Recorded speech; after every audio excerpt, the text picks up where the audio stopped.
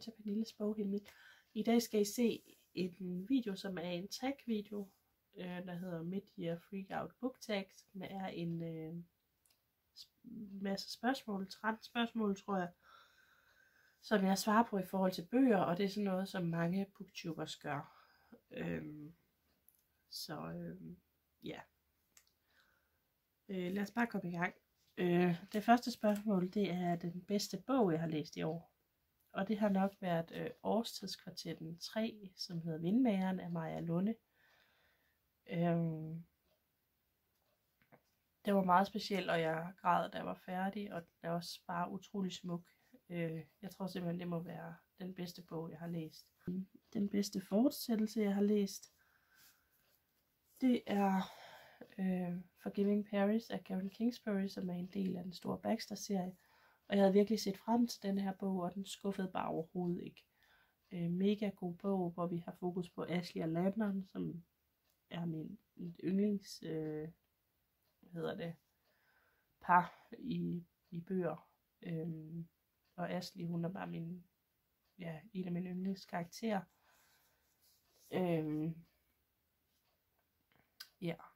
Så nu skal vi bruge igen på et tidspunkt. Og så er spørgsmålet en ny udgivelse, som jeg ikke har læst endnu, men som jeg gerne vil læse.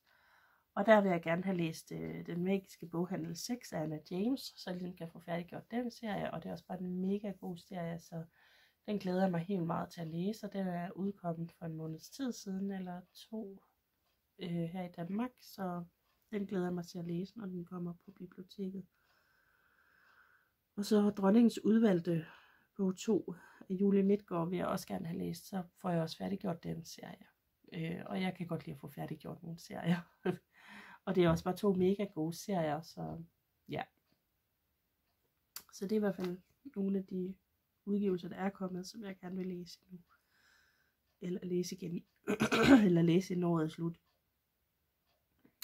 Og så er næste spørgsmål den mest ventede udgivelse i sidste del af året. Og det må være Tavse Verdener 4 af Boris Hansen, som også færdiggør en serie. Men jeg tror ikke, jeg måske kan nå at læse den. Den udkommer på Bogforum i november. Så det kan godt være, at jeg kan nå at læse den, og den skal jeg læse sammen med Yvonne. Så det glæder jeg mig i hvert fald meget til.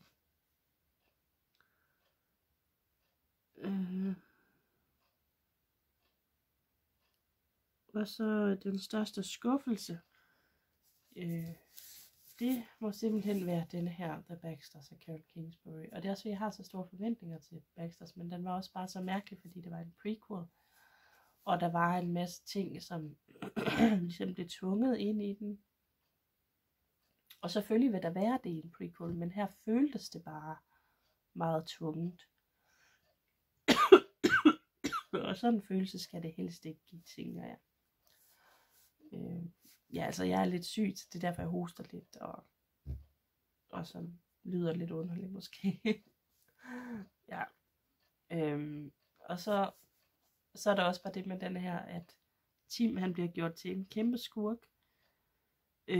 Og man ved, at i bog 1, der er han Carrie utro. Men altså derfor synes jeg jo ikke, at man er en skurk, og han bliver virkelig gjort til en skurk her i, og det synes jeg er så synd.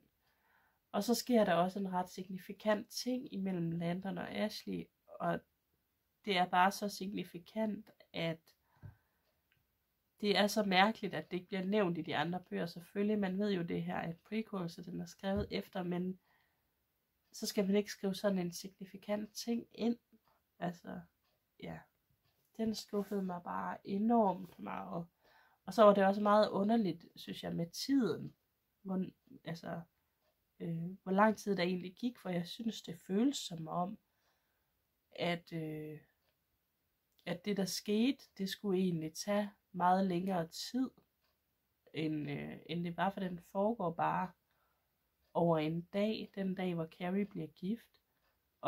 Og altså, der sker bare så mange ting, så jeg var sådan helt, kan man nå det på den tid? Ja.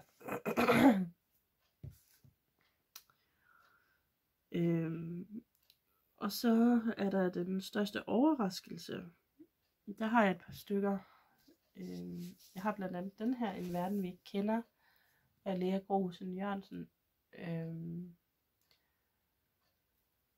Og altså, jeg havde læst en novelle, som den her skrevet ud fra. Den kunne jeg virkelig godt lide. Men altså, jeg havde ikke forventet, at den her ville være så godt udført, for jeg var bare fanget. Og selvom at det bare handler om en familie, der går igennem et øde, dødt område, så formår forfatteren bare at gøre det rigtig spændende. Og især i slutningen, der sker der nogle meget spændende ting. Så det synes jeg var rigtig godt. Og det er også, jeg mener det er forfatterens debut, i hvert fald debut inden for fiktion. Jeg ved ikke lige, om hun har skrevet noget faglitteratur, det tror jeg måske nok hun har, men det er i hvert fald hendes debut inden for fiktion, ud over noveller. Så det var bare mega godt udført, synes jeg.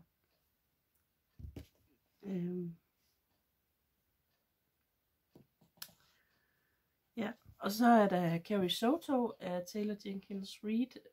Den fik jeg anbefalet af Yvonne, og jeg havde ikke tænkt til sådan skulle være en bog, jeg skulle læse. Det handler om en pige, der spiller tennis, og det lyder bare ikke særlig interessant, men det var mega interessant, og man blev bare så investeret i hendes liv med det tennis der, og den handler virkelig ikke om andet.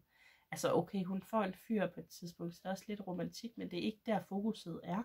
Så den handler bare om, at hun spiller tennis, og det er bare vildt, at det kan være så spændende, når man ikke engang er interesseret i tennis. Altså, ja.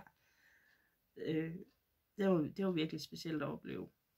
Og så er jeg også blevet dejligt overrasket over denne her lille bog, Vattes vandring af Jane Mondrup. Det er simpelthen den sødeste fortælling ud fra nordisk mytologi med sådan et væsen, som er skabt ud af en masse hår, som hedder Vatte. Og ja, han er bare sød, Vatte. Der er et billede af ham her. Han er bare mega cute, og han er bare, ja, den var så sød, den her historie. Og Vatte, han er bare så sød, fordi at han ønsker bare at finde et hjem. Det er egentlig det eneste, og så lige pludselig får han også ideen om, at han skal redde hele verden, men kan lille Vatte det. Den var så sød. Så ja. Og så er næste spørgsmål, om jeg har opdaget nogle nye yndlingsforfattere. Og ja, altså Jane Mondrup, hende skal jeg i hvert fald læse noget mere af. Jeg har læst denne her, og så har jeg læst en novelle, hun har skrevet, og jeg var faktisk ret vild med begge dele. Så skal jeg i hvert fald læse noget mere af hende. Og så Lea Jørgensen, der har skrevet En verden vi ikke kender, skal jeg også helt klart læse noget mere af, når hun kommer med noget mere. Så ja. Og så faktisk også Tolkien, han er også blevet min yndlingsforfatter, efter at jeg har læst Hobbiten. Så ja.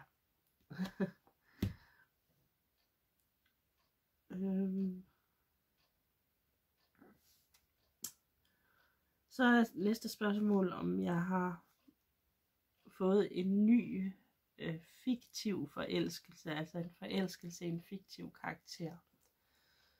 Altså det synes jeg ikke, jeg har.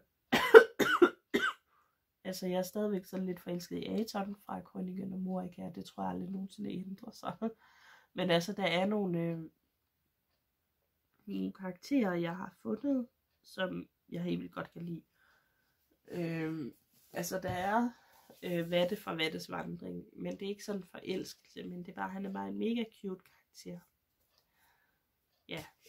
Og Bilbo fra Hobbiten, altså han er bare også mega sød. Ja, så dem er der, men jeg vil ikke betegne dem som fiktive forelskelse eller forelskelser i fiktive karakterer, for det er ikke en decideret forelskelse, men det er nogle søde karakterer. Ja. Og en ny yndlingskarakter, ja, det er jo så egentlig det, jeg lige har sagt med Vatte og Bilbo. Ja. En bog, der fik mig til at græde. Ja, altså, der var der i hvert fald denne her af Karen Kingsbury. Og også der er nogle bøger, der skal vises flere gange. Og også den her Baxter-bog. Baxter-bøger får man næsten altid til at græde. Men de her gjorde i hvert fald. Ja. Og så Årstidskvartetten af Maja Lunde. Der tudede jeg også rimelig meget, da jeg var færdig med den. Det må jeg sige.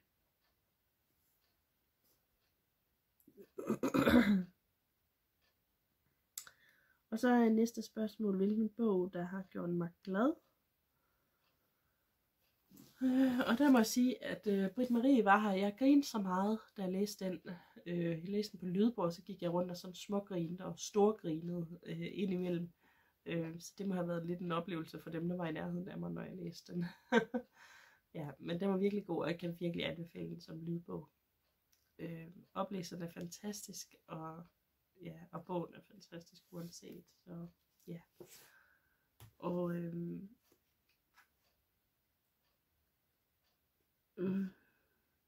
og en anden bog, der gjorde mig glad, det er den her, Vattes vandring af Jane Mondrup.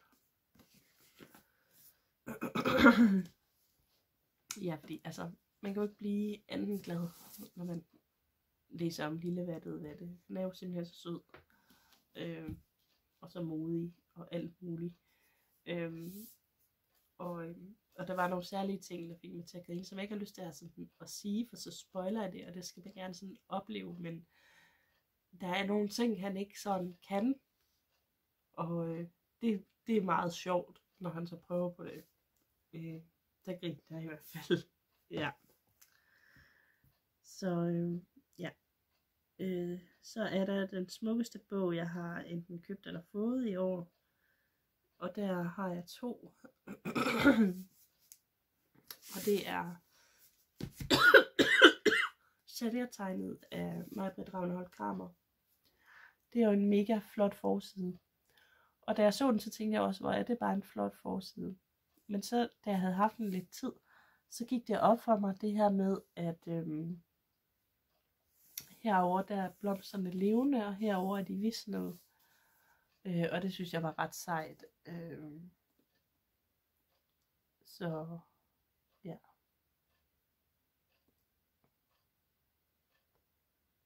Og så den nøgle der på midten, den har en stor betydning for historien og sådan noget. Så ja, mega flot bog. Og en anden flot bog, jeg har købt, den har jeg købt meget for nylig. Det er den her The Adventures of Tom Bombadil. Det er sådan en lille special edition med sådan et flot cover på. Og så herinde i er der også sådan nogle flotte tegninger. Og der er også tegninger inde i bogen. Så det er i hvert fald en af de flotteste. Jeg glæder mig også mega meget til at læse den her. Jeg ved ikke, om det bliver i år, jeg læser den.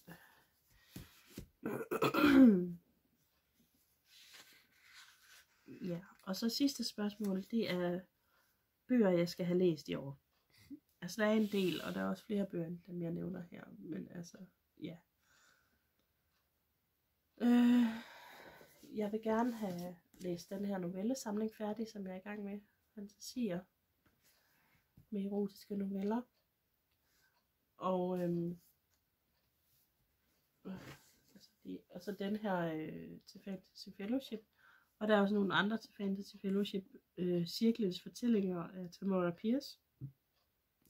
Og Dragons of Autumn Twilight. Jeg ved ikke lige, hvad forfatteren hedder. Og Åmand og Moskonen. Det er i hvert fald dem, jeg ved, vi skal læse indtil videre i Fantasy Fellowship i år. Så dem skal jeg også læse. Og så vil jeg også gerne læse Baxter bog 34, for så har jeg læst alle de Baxter-bøger, der udkom, bortset fra børnebøgerne. Der er nogle Baxter-børnebøger, dem har jeg ikke læst, men det er lidt en anden serie. Men den vil jeg gerne have læst, for ligesom at færdiggøre en serie. Og så vil jeg også gerne have læst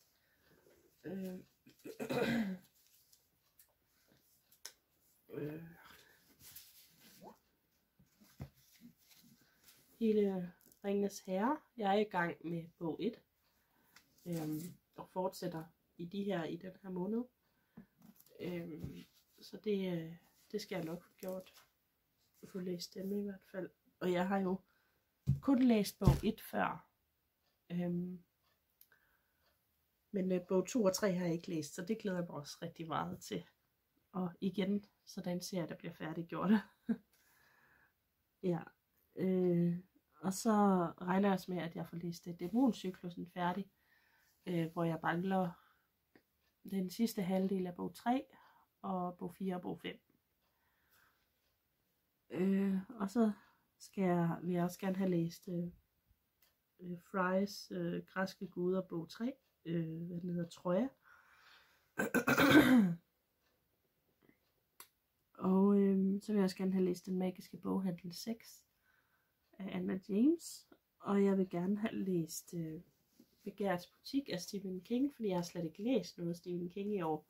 Og det er her, jeg ligesom er nået til, når jeg skal gerne vil læse det i udgivelsesrækkefølge, som jeg sådan primært gør, men nogle gange så gør jeg det ikke. Men det er fordi, han har nogle referencer sådan, i hans bøger til nogle senere bøger og sådan noget. Så derfor vil jeg gerne læse det i udgivelsesrækkefølge. Og så skal jeg også have læst Dødens år. For jeg har sådan en challenge i år med bøger Yvonne, hun anbefaler mig. Og der har hun anbefalet denne her, som jeg så har valgt at læse. Så den glæder jeg mig til. Var der flere? Nå ja, og så Aurora Rising skal jeg også lige have læst. Den gik jeg egentlig i gang med sidste måned på lydbog, men så synes jeg, at det var sådan lidt svært at fange, hvad der skete og sådan noget. Så jeg vil lige prøve at læse den på fysisk bog. Så jeg giver den lige et forsøg igen. Ja, det var sådan umiddelbart de bøger, jeg sådan tænker, jeg gerne vil nå at læse. Ja. Så, men det burde jeg også kunne nå. Nå, men I må have en rigtig god dag. Og jeg håber, I kunne lide videoen. Hvis I kunne, må I gerne like den og subscribe til kanalen, hvis I har lyst til det. Men det er ikke nogen tvang. Så ja, hej hej.